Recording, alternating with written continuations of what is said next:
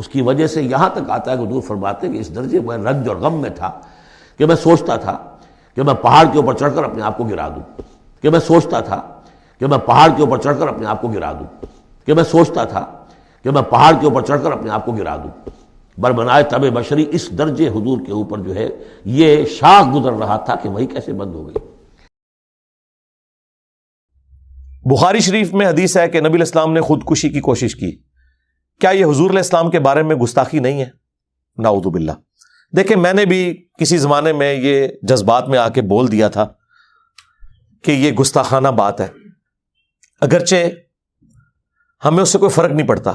اس کی وجہ یہ ہے کہ بخاری شریف میں یہ حدیث متصل سند کے ساتھ نہیں ہے۔ امام بخاری کا جو دعویٰ ہے صحیح بخاری کے بارے میں وہ صرف اسناد والی روایتوں کا ہے جن کی نمبرنگ ہوئی ہے، لیکن بعض اوقات نمبرنگ والی جو احادیث ہے نا، ان میں بھی چند ایک تابعین کے اقوال ایڈ ہوئے ہوئے ہیں۔ اس میں بھی یہ تابعی کا قول ہے، اس کی سند نبی علیہ السلام تک یا صحابی تک نہیں ہے، کیونکہ اس میں ابن شہاب زہری کہتا ہے فی ما بلغنا، اس میں ہمیں یہ بات بھی پہنچی ہے کہ نبی علیہ السلام پہ جب وحی کا سلسلہ منقطع ہو گیا تو رسول اللہ نے اس کا اتنا غم کھایا جو کچھ عرصے کے لیے، جس کے بعد پھر وہ شعراء آفاق آیات نازل ہوئی تھیں،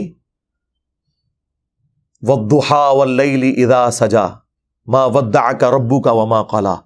نہ تو آپ کے رب نے آپ کو چھوڑا ہے، اللہ تعالیٰ تو آپ سے محبت فرمانے والا ہے، اور پھر اس میں رسول اللہ صلی اللہ علیہ وآلہ وسلم پہ جو اللہ کے احسانات ہیں اللہ نے وہ گنوائے۔ تو اس کانٹیکسٹ میں وہ کچھ عرصہ جو فترت کا پیریڈ آیا تھا جس میں نبی علیہ السلام کے اوپر وحی نازل نہیں ہوئی، تو نبی صلی اللہ علیہ وآلہ وسلم کو اس چیز کا غم تھا، اور نبی علیہ السلام نے بارہا خودکشی کی کوشش کی اس غم کے سبب، یعنی یہ تابعی کا قول ہے۔ اب بخاری کی صحت کو اس سے کوئی فرق نہیں پڑتا، بخاری میں اور بھی کئی ضعیف اقوال موجود ہیں۔ بخاری جو ہم کہتے ہیں نا، بخاری اور مسلم دونوں صحیحین ہیں، اس سے مراد ہے اس میں جو نبی علیہ السلام کے ریفرنس تک جتنی حدیثیں سند سے ہیں وہ صحیحین ہیں، وہ صحیح روایتیں ہیں۔ باقی جو چیپٹرز کی ہیڈنگ میں بعض اوقات بے سند اقوال ہیں، وہ صحیح بھی ہو سکتے ہیں، غلط بھی ہو سکتے ہیں۔ مثلا امام بخاری چیپٹر کی ہیڈنگ میں یہ لے کے آیا کہ میں اپنے بندے کے بالکل قریب ہوتا ہوں جب میرے ذکر کی وجہ سے اس کے ہونٹ ہل رہے ہوتے ہیں، میں اپنے بندے کے ساتھ ہوتا ہوں، سبحان اللہ۔ لیکن امام بخاری نے اس کی سند بیان نہیں کی، لیکن اس کی پوری سند سنن ابن ماجہ میں موجود ہے۔ تو ہم کہتے ہیں اگرچہ امام بخاری بغیر سند کے یہ ایک قول لے کر آئے حدیث قدسی کے طور پر، اس کو نمبرنگ بھی نہیں دی ہوئی بخاری میں، چیپٹر کی ہیڈنگ میں، لیکن ہم کہتے ہیں یہ روایت صحیح ہے۔ ابن ماجہ میں اس کی سند موجود ہے۔ صحیح بخاری میں ایک چیپٹر کی ہیڈنگ میں امام بخاری نے ایک واقعہ نقل کیا کہ حضرت عمر نے اپنے دور خلافت میں ایک شخص پہ حد جاری کی جو پاگل تھا، تو حضرت علی نے کہا اے امیر المومنین اس کے اوپر حد نہیں بنتی، کیونکہ اللہ تعالیٰ نے 3 لوگوں سے قلم اٹھا لیا ہے، پاگل یعنی مجنون سے، نمبر 2 سوئے ہوئے شخص سے، نمبر 3 نابالغ سے۔ تو حضرت عمر نے اپنا ڈیسیژن واپس لے لیا۔ اب یہ پورا واقعہ امام بخاری نے حدیث کے اندر نہیں لکھا، چیپٹر کی ہیڈنگ میں، لیکن یہ حدیث بھی ہے سنن ابن ماجہ میں، اور مولا علی نے روایت کی ہے نبی علیہ السلام سے کہ 3 لوگوں سے اللہ نے قلم اٹھا لیا۔ لیکن کچھ ایسے اقوال ہیں جن کی سند نہیں موجود۔ مثلا امام بخاری صحیح بخاری میں لے کے ہیں جو قادیانی کوٹ کرتے ہیں کہ ابن عباس انی متوفیکا ورافعک الیہ، جو سورہ آل عمران میں حضرت عیسیٰ ابن مریم کے بارے میں، متوفیکا ہم تو ترجمہ کرتے ہیں میں تمہیں پورا کر لوں گا اور پھر اٹھا لوں گا، کیونکہ سورہ نساء میں واضح آیا ہے وما قتلوہ وما صلبوہ ولکن شبہ لہم، نہ عیسیٰ ابن مریم قتل ہوئے نہ سولی دیے گئے، بلکہ معاملہ مشتبہ ہو گیا۔ وما قتلوہ یقینا، اور یقینا انہیں قتل نہیں کیا گیا بلکہ اللہ نے انہیں اپنے پاس اٹھا لیا، وہ واضح ہے بالکل۔ اس کے اوپر میری تفصیلی ویڈیو ریکارڈ ہے، غامدی صاحب نے جو خدشات کا اظہار کیا میں نے قرآن سے ہی جواب دیا، وہ ٹاپک ایک الگ ہے۔ لیکن یہاں پہ امام بخاری لے کے آئے کہ وہ ابن عباس کہا کرتے تھے انی متوفی کا، وہ ترجمہ کرتے تھے انی ممیتو کا، میں تمہیں موت دوں گا۔ اب یہ قول بے سند ہے، قادیانی پیش کرتے ہیں بخاری سے کہ حضرت عیسیٰ مر چکے، ہم کہتے ہیں کہ بھائی اس کی سند لے کے آؤ۔ امام بخاری نے ابن عباس کا قول نقل کیا، لیکن امام بخاری سے لے کے ابن عباس تک اس کی سند نہیں ہے، اور یہ چیپٹر کی ہیڈنگ میں ہے۔ بعض دوسری تعویل بھی کرتے ہیں کہ یہ اس زمانے کے لیے جب وہ دوبارہ دنیا میں آئیں گے، وہ خیر دور کی تعویل ہے۔ تو ہم نے کب یہ دعویٰ کیا ہے؟ شاہ ولی اللہ دہلوی نے حجت اللہ البالغہ میں لکھا ہے کہ بخاری اور مسلم کی تمام متصل الاسناد احادیث قطعی الصحت ہے اور امت کا اجماع ہے، ایٹ لیسٹ اہل سنت کے ہاں تو اجماع پایا جاتا ہے، اور ان سے دشمنی کرنے والا، نفرت کرنے والا بدعتی ہے، یعنی خود حنفیوں کو۔ ظاہر ہے دشمنی کون کرتے ہیں، نفرت کون کرتے ہیں؟ یہی وہ کہتے ہیں نہیں ہم تو انہیں قرآن کے بعد افضل مانتے ہیں، بس خالی ماننا ہی ہے، جس طرح مسلمان اخبار کی طرح قرآن پڑھتا ہے پڑھنا ہی ہے، توحید اپنی قرآن والی نہیں کرنی۔ تم نے نماز رفع الیدین سے نہیں شروع کرنی، اگر قرآن کے بعد افضل کتابیں ہیں تو اس کے مطابق آپ نے نماز نہیں پڑھنی۔ تو آپ فرق دیکھ لیں شاہ ولی اللہ دہلوی کیا لکھ کے گئے ہیں۔ تو بخاری کی تمام متصل الاسناد احادیث کے بارے میں ہم بات کرتے ہیں، جس طرح قرآن دو گتوں کے درمیان ایک ایک لفظ محفوظ ہے، اس طرح بخاری کے بارے میں ہمارا کلیم نہیں ہے۔ بخاری کی صرف احادیث ہیں جو محفوظ ہے، باقی جو اقوال ہے ان میں صحیح اسناد بھی ہیں، ضعیف بھی ہیں۔ اس پہ بھی باقاعدہ ابن حجر اسقلانی نے پوری ورکنگ کی ہوئی ہے اور محدثین نے بھی۔ لہذا یہ جو حدیث کے ساتھ الفاظ ہے اس میں امام بخاری نے پورا انصاف کیا، انہوں نے لکھا فیما بلغنا، اس میں ہمیں یہ بات بھی پہنچی ہے، ابن شہاب نے کی ہے، لیکن اس کو انہوں نے یہ نہیں لکھا کہ یہ حدیث ہے اور صحابی تک پہنچتی ہے۔ تو اس قول کو ہم اس حوالے سے صحیح نہیں سمجھتے، لیکن اگر کوئی سے صحیح بھی مانے، میں پہلے سے سمجھتا تھا کہ گستاخی ہے، لیکن اس کو میں نے دقت نظر سے دیکھا۔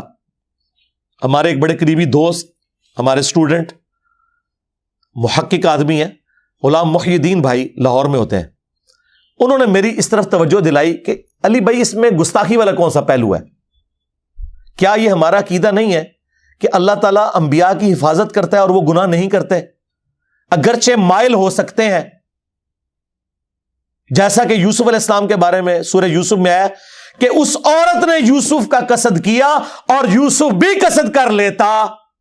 ہاں بس ایک جملے نے نا، ہمارے ایک اسٹوڈنٹ کے ایک جملے نے ہمارے اس ذہن کا عقدہ کھول دیا۔ میں نے کہا بالکل یار، یہ تو حرام کام ہے، ایک ایسی عورت کے ساتھ منہ کالا کرنا جو ماں بھی ہو، منہ بولی ماں تو تھی نا، پالا تھا نا، اور قرآن کہہ رہا ہے کہ یوسف بھی قصد کر لیتا اگر اپنے رب کی برہان نہ دیکھتا۔ ٹھیک ہے، تو کیا یہ حضرت یوسف کی گستاخی ہو گئی ہے؟ کی تو نہیں نا انہوں نے کوئی حرکت۔ اور دوسرا اللہ نے کہا کر لیتے اگر ہم نہ انہیں بچاتے، تو سرکار اس میں بھی کوئی مسئلہ نہیں ہے، رسول اللہ بھی خودکشی کر لیتے، اللہ نے انہیں بچا لیا۔ وہ بخاری میں اسی میں روایت میں موجود ہے کہ فرشتہ پھر سامنے آ کے حضور کو تسلی دیتا تھا۔ تو گستاخی والا کوئی پہلو نہیں ہے اس میں، کیونکہ نبی اللہ کی حفاظت میں ہوتے ہیں۔ یہ ہے عصمت انبیاء کا عقیدہ۔ عصمت انبیاء کا عقیدہ قطعاً یہ نہیں ہے کہ نبی روبوٹ ہیں اور ان کے کوئی جذبات ہی نہیں ہوتے، نعوذ باللہ، سرکار ایسا نہیں ہے۔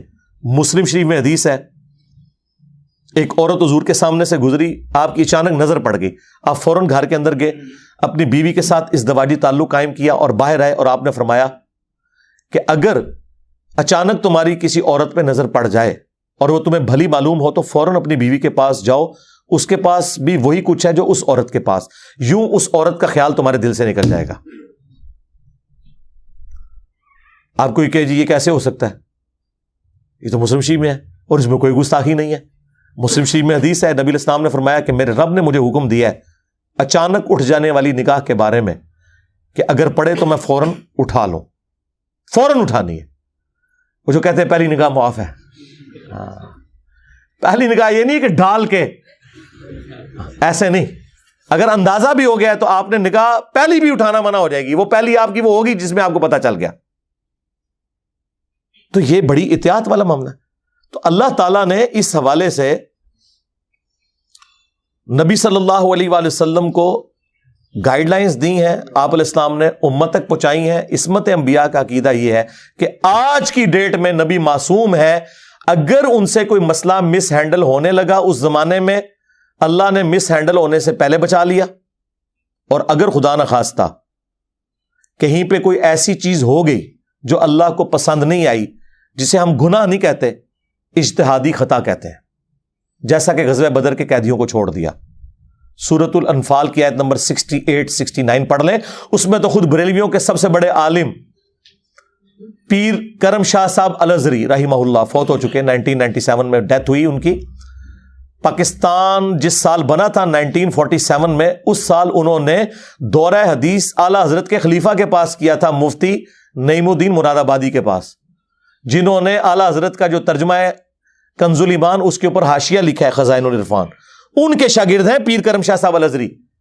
پیر کرم شاہ صاحب اور مفتی احمد یار خان نعیمی گجراتی جنہوں نے جالک لکھی ہے، دونوں کلاس فیلو ہیں، انہوں نے بھی، پیر کرم شاہ صاحب نے بھی سورۃ الانفال کی اس آیت کے ترجمے میں لکھا کہ یہ جو غزوہ بدر کے قیدی آپ نے چھوڑ دیے، اللہ تعالی آپ لوگوں کو، نبی اسلام ان کے ساتھیوں کو اس پر عذاب دیتا اگر وہ پہلے ایک آیت نازل نہ ہوئی ہوتی اس عمل کی وجہ سے، اور بریکٹ میں انہوں نے لکھا اجتہادی خطا۔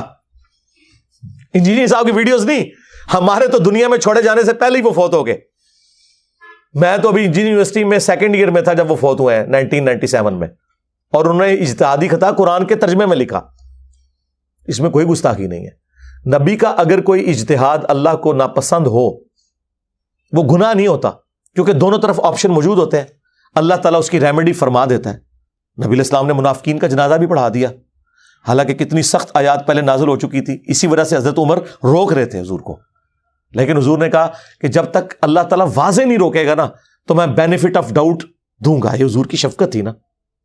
لیکن جب آپ نے جنازہ پڑھایا اس دوران بھی کوئی وحی نازل نہیں ہوئی، حضور کی اس شفقت کی وجہ سے، آپ کے حسن اخلاق کی وجہ سے مخالفین متاثر بھی ہوئے، لیکن بعد میں پھر آیات نازل ہوئی کہ اے نبی آپ 70 دفعہ بھی ان کے لیے استغفار کریں، اللہ ان کی توبہ قبول نہیں کرے گا، اور آندہ نہ تو آپ نے ان کا جنازہ پڑھنا ہے، نہ ان میں سے کسی کی قبر کے اوپر کھڑا ہونا ہے۔ حالانکہ عبداللہ بن ابی جس کے بارے میں یہ آیات ہیں بخاری مسلم میں ہے، حضور نے اپنا کرتا مبارک دیا، اپنا لعاب دہن ٹپکایا، کرتے کا کفن بنایا گیا، اپنے مبارک ہاتھوں سے دفنایا، پھر بھی حضور کی نسبت اس سے کام نہیں آئی کیونکہ اس کے کرتوت صحیح نہیں تھے۔ جی تو اس طرح کی جو معاملات ہیں اسے کہا جاتا ہے عصمت انبیاء، اس حوالے سے کہ انبیاء کی اللہ تعالیٰ ریمیڈی فرما دیتا ہے۔ انبیاء کے علاوہ کسی کے لیے گارنٹی نہیں کہ وہ غلطی کرے اور اس کی ریمیڈی ہو جائے، ہو سکتی ہے نہیں بھی ہو سکتی۔ مسلم شریف میں جو حدیث ہے ام ایمن سلام اللہ علیہا، ان کے پاس حضور اکثر جایا کرتے تھے، بڑھیا خاتون، اور آپ کو پتہ ہے کہ ان کا تو اسلام میں جہاد کے اندر بھی کتنا کلیدی کردار ہے۔ تو حضور کی وفات کے بعد حضرت ابو بکر اور عمر، مسلم شریف کے الفاظ ہیں رضی اللہ تعالی عنہما، انہوں نے ارادہ کیا کہ حضور بھی جاتے تھے، چلو ہم اس سنت پہ عمل کریں، ہم بھی جا کے اماں کے پاس بیٹھتے ہیں۔ جب گئے تو وہ رو رہی تھی حضور کے غم میں، ہائے ہائے ہائے ہائے۔ حضرت عمر نے تسلی دی انہیں کہ ام ایمن آپ نہ روئیں، رسول اللہ کے لیے اعلیٰ درجے کی جنت ہے، وہ تو بہتر مقام میں چلے گئے۔ ظاہر ہے اس سے بڑی اور کیا بات ہوگی کہ امت کے غم نہیں حضور کو اب اور دیکھنے پڑ رہے، ورنہ تو حضور تو ہر غم کے اوپر حریص علیکم بالمؤمنین رؤوف رحیم۔ تو لیکن سرکار وہ ام ایمن تھی، اس نے ایسا جملہ بولا کہ حضرت ابو بکر عمر بھی حیران رہ گئے۔ انہوں نے کہا عمر میں اس بات پہ تو نہیں رو رہی، مجھے یقیناً یہ پتا ہے کہ نبی علیہ السلام بہتر حالت میں ہے، میں اس بات میں رو رہی ہوں کہ آسمان اور زمین کا رشتہ وحی کی وجہ سے جو چل رہا تھا وہ منقطع ہو گیا۔ اب جو کچھ ہم کریں گے وہ ہم کریں گے، ہمیں اللہ تعالیٰ نہیں بتائے گا تم نے یہ غلط کام کیا۔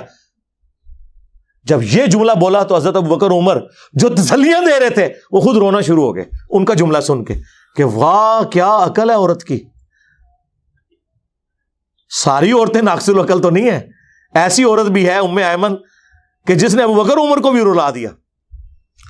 ہاں ان کو یہ پتا تھا کہ نبی علیہ السلام دنیا سے چلے گئے، اب جو کچھ غلط صحیح ہے وہ ہم نے ڈیسائیڈ کرنا ہے، غلط بھی ہو سکتا ہے صحیح بھی، اللہ تعالیٰ وحی کے ذریعے نہیں بتائے گا، وحی کا سلسلہ منقطع ہو گیا۔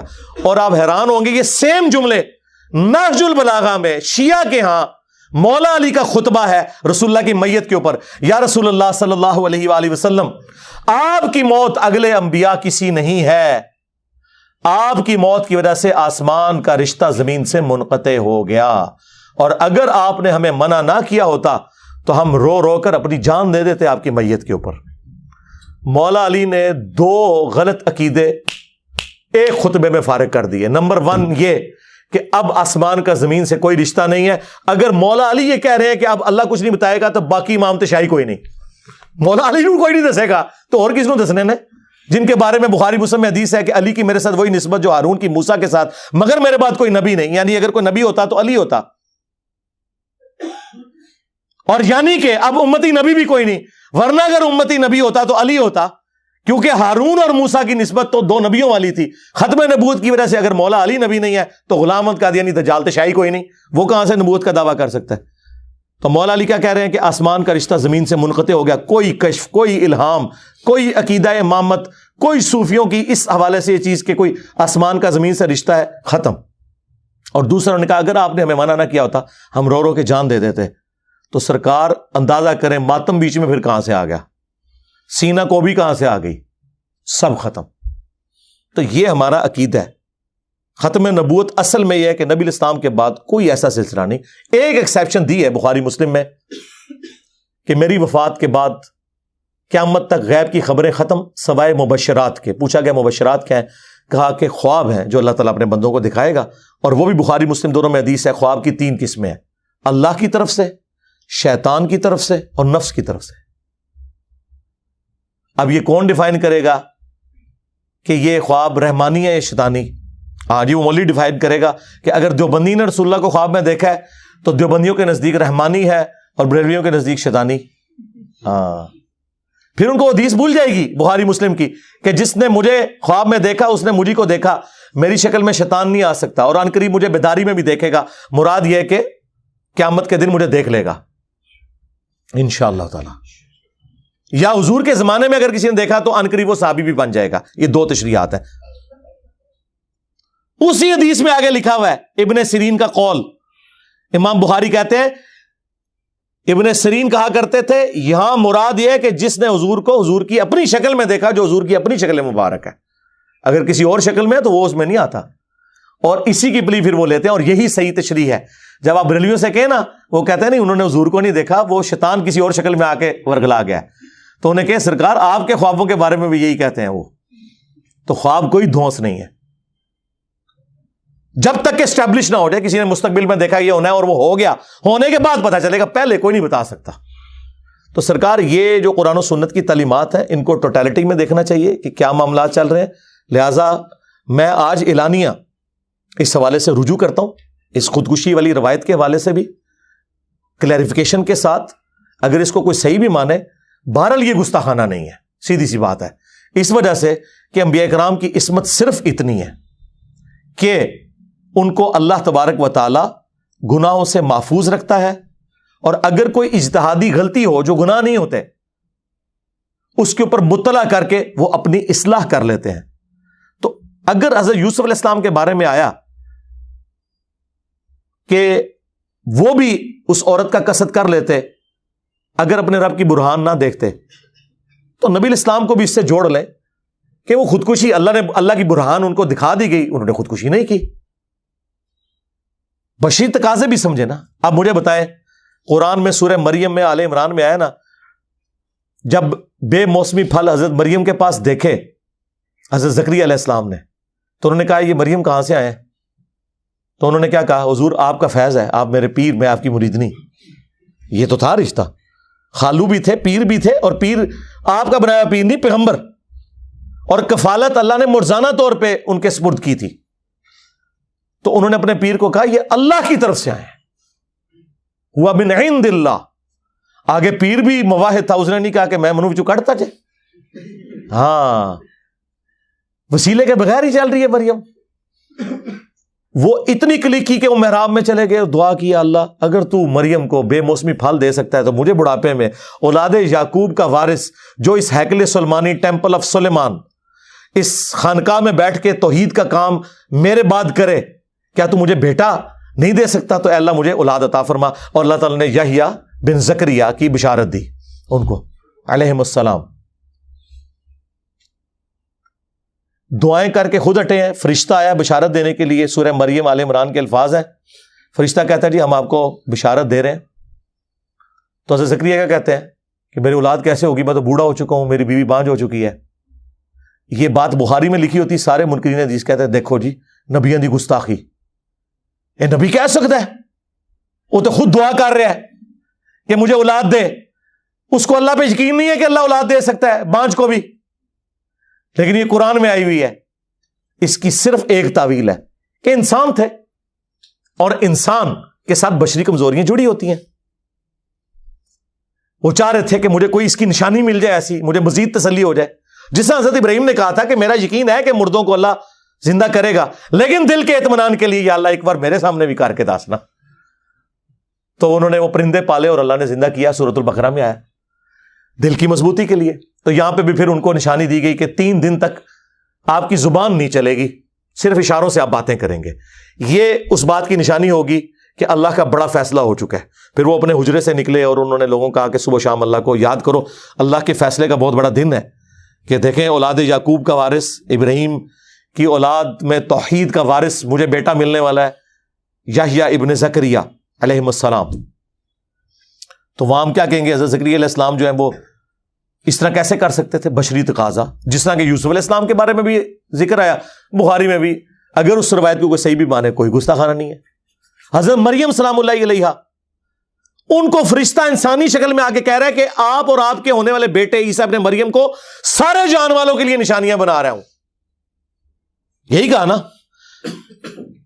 جبرائیل جسے انسانی شکل میں آ کے فزیکلی ملے, خواب میں نہیں. اس کے بعد اس کو کوئی شک ہونا چاہیے؟ اس کے بعد تو اسے پوری زندگی خوشی کی گزارنی چاہیے کہ یہ اللہ کا فیصلہ ہے کہ مجھے ایسا بچہ ملنے والا ہے, بغیر باپ کے پیدا ہوگا. وہ اللہ کی نشانی ہے, اللہ کی روح ہے. یہاں روح سے مراد اللہ کی مخلوق روح, وہ ہمارے اندر بھی ہے, لیکن وہ خاص روح اس لیے کہ ان کا باپ کوئی نہیں تھا. جس طرح کہ حضرت آدم علیہ السلام کے لیے بھی آیا, وَنَفَخْتُ فِيهِ مِن رُوحِي. آدم علیہ السلام تو اس سے بھی اوپر کا معاملہ ہے نا, ان کی تو ماں بھی کوئی نہیں. اس لیے اللہ نے سورہ المائدہ میں کہا ہے کہ عیسیٰ کی مثال اللہ کے ہاں تو آدم کی سی ہے. یعنی آدم کو تو تم بھی بندہ مان رہے ہو, تو عیسیٰ خدا کا بیٹا کہاں سے ہوا؟ اگر عیسیٰ خدا کا بیٹا ہے تو آدم تو بڑا بیٹا ہوا, اس کی تو ماں بھی کوئی نہیں. عیسیٰ تو پھر بھی ماں کے ذریعے پیدا ہوئے ہیں. اتنی بشارتیں دیکھ کے بھی سورہ مریم میں کیا آیا کہ جب وہ پریگننٹ ہوئی, پھر اولاد ہوئی, تو وہ درخت کے نیچے بیٹھ کے کیا کہہ رہی تھی, کاش اس سے پہلے میں مر کے مٹی ہو جاتی, کہ مجھے یہ دن دیکھنا پڑتا کہ بغیر شادی کے میں اب یہ بچہ اٹھا کے جاؤں گی تو میری قوم کیا کہے گی. تو ہم ادھر ہوتے تو بڑے احترام سے عرض کرتے کہ سیدہ آپ کو تو اس پریگنینسی سے پہلے حضرت جبرائیل آ کے بتا چکے ہیں یہ اللہ کی نشانی ہے, تو ہوں کس گل تے تجھاری پریشانی ہے؟ لاجیکل بات ہے کہ نہیں؟ اب یہ بات لکھی ہوتی نا بخاری میں, یہ سارے منکرین حدیث جو ہے نا کتوں کی طرح ٹوٹ پڑتے. دیکھو بخاری نے حضرت مریم کی توہین کر دی, جس کو جبرائیل آ کے بتا رہا ہو کہ تیرے ہاں بیٹا ہوگا, وہ یہ کیسے شک میں مبتلا ہو سکتی ہے؟ تو سرکار یہ تو سورہ مریم میں لکھا ہے, اس کا جواب ہم دیں گے کہ بشری تقاضا. ہاں, جس طرح مصنف ابن ابی شیبہ میں آیا ہے کہ حضرت حسن ابن علی کہتے ہیں کہ جنگ جمل کے بعد جب مولا علی کو اپنے مخالفین کی لاشیں بھی اٹھانی پڑیں, اور مولا علی مخالفین کی لاشوں کے اوپر بھی گریہ کر رہے تھے, اپنی لاشوں میں تو کر رہے تھے, ان پہ بھی, کیونکہ وہ بھی تو مسلمان تھے. تو کہا کہ اے حسن کاش میں 8 سے 20 سال پہلے مر گیا ہوتا, مجھے یہ دن نہ دیکھنا پڑتا. تو ناسبی کہتے ہیں کہ حضرت علی اپنی جنگ پہ پچھتا رہے تھے. حضرت علی اپنی جنگ پہ نہیں پچھتا رہے تھے, وہ کہہ رہے تھے کاش میری زندگی میں ایسا لمحہ نہ آتا کہ مجھے اس تکلیف سے گزرنا پڑتا کہ مجھے ریٹ آف دی گورنمنٹ کو قائم کرنے کے لیے حکومت کے باغیوں کے خلاف قتال کرنا پڑتا جو کہ مسلمان تھے. کاش ایسا دن نہ آتا. جس طرح کہ سیدہ مریم نے کہا کاش ایسا دن نہ آتا, میں مر کے مٹی ہو گئی ہوتی. یہ بشری تقاضے ہوتے ہیں, انسان اپنے غم کے اظہار کے لیے کہتا ہے. لہذا نبی صلی اللہ علیہ وآلہ وسلم کے حوالے سے جو اس طرح کی روایتیں ملیں جن میں تعویل کی گنجائش ہو تو آپ اس پہ یہ بات کر سکتے ہیں. میں نے چونکہ یہ ایک بات اس حوالے سے اس وقت کی تھی, اس روایت کو کمزور سمجھتے ہوئے, اور روایت تو کمزور ہے لیکن اگر کوئی اسے صحیح بھی مانتا ہے بغیر سند کے بھی, تب بھی اس میں گستاخی والا کوئی پہلو اس حوالے سے نہیں نکلے گا، یہ فٹ ان قرآن میں بیٹھتی ہے۔ باقی میری جو یوٹیوب پہ ایک ویڈیو ہے انبیاء گناہ نہیں کرتے، اس میں میں نے عصمت انبیاء کا عقیدہ بیان کیا ہے کہ نبیوں کی معصومیت کا عقیدہ وہ نہیں ہے جو بریلوی دیوبندی اہل حدیث شیعہ اپنی پبلک کو بتاتے ہیں کہ نعوذ باللہ ان میں کوئی کمپیٹنسی نہیں ہوتی گناہ کرنے کی۔ نہیں، اگر ان میں کمپیٹنسی نہ ہو تو ان کی فضیلت ختم ہو جائے۔ مجھے بتائیں فضیلت اس بات میں ہے کہ انسان میں گناہ کرنے کا جذبہ بھی ہو، طاقت بھی ہو، پھر بھی وہ اللہ کے خوف سے نہ کرے، یہ فضیلت ہے؟ یا انسان کے اندر وہ کمپیٹنسی نہ ہو اور پھر وہ گناہ نہ کرے، وہ فضیلت ہے؟ اور پھر انبیاء امت کے لیے رول ماڈل کب بنیں گے؟ جب وہ بھی اسی تکلیف سے گزریں۔ تو سرکار پھر ہمارے نبی گزرے ہیں کہ نہیں؟ ایک دن میں 2 بیٹیوں کو طلاق ہوئی، 3 جوان بیٹیاں شادی شدہ بچوں والی اپنے مبارک ہاتھوں سے دفن کی ہیں نبی علیہ السلام نے۔ کون کہے گا کہ میں اس تکلیف سے گزرا ہوں؟ اور جو ان کی اولادیں ہیں ان کے بارے میں بتا دیا گیا ہے کہ حسن کو زہر دے دیا جائے گا، حسین کو فرات کے کنارے شہید کر دیا جائے گا۔ ایک ایک چیز بتائی جا رہی ہے۔ کتنی تکلیف کی زندگی ہے کہ آپ کو مستقبل کے واقعات بھی بتا دیے گئے۔ تو نبی علیہ السلام رول ماڈل ہے نا۔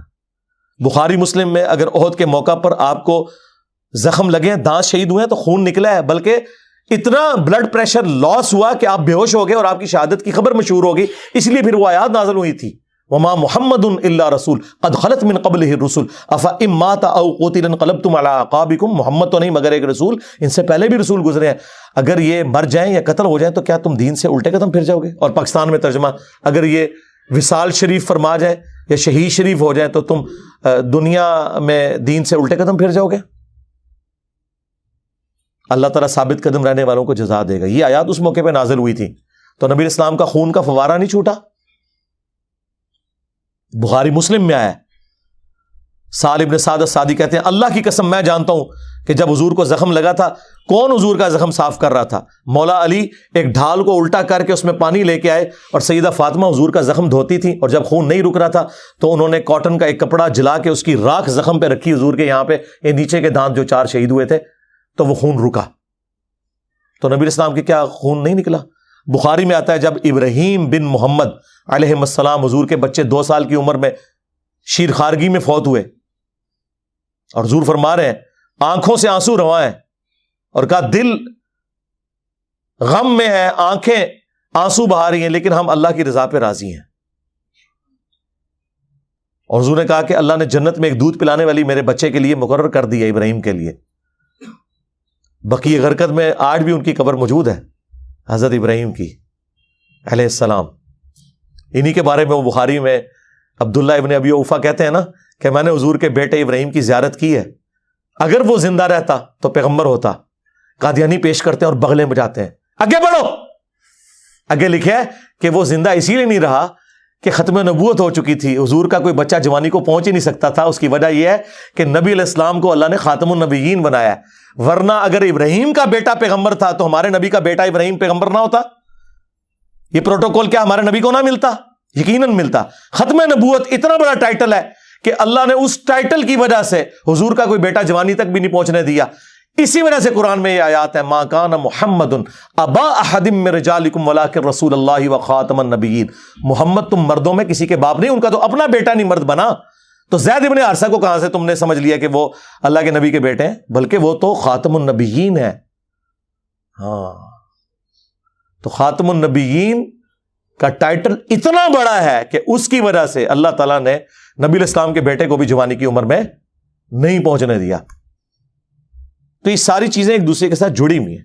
چلیں بائی چانس آپ کی پرچی آئی ہے، وہ مجھے غلام محی الدین بھائی کتنے عرصے سے کہہ رہے تھے علی بھائی رجوع ریکارڈ کراؤ، میں کہ تسی کرا دو، میرا نام وچ لے دو۔ انہوں نے کئی مہینے پہلے اس کی ایک ویڈیو بنا دی ہے جس میں انہوں نے کہا کہ میری علی بھائی سے بات ہوئی ہے، انہوں نے میرے موقف کے ساتھ ایگری کیا ہے، تو میں نے کہا کبھی کوئی کیفیت طاری ہوئی تو کر دوں گا۔ آج آپ کی پرچی آئی تو کیفیت طاری ہو گئی۔ صلو علی محمد و آل محمد، اللہم صلی علی محمد وعلی آل محمد واصحاب محمد وازواج محمد اجمعین الی یوم الدین، آمین۔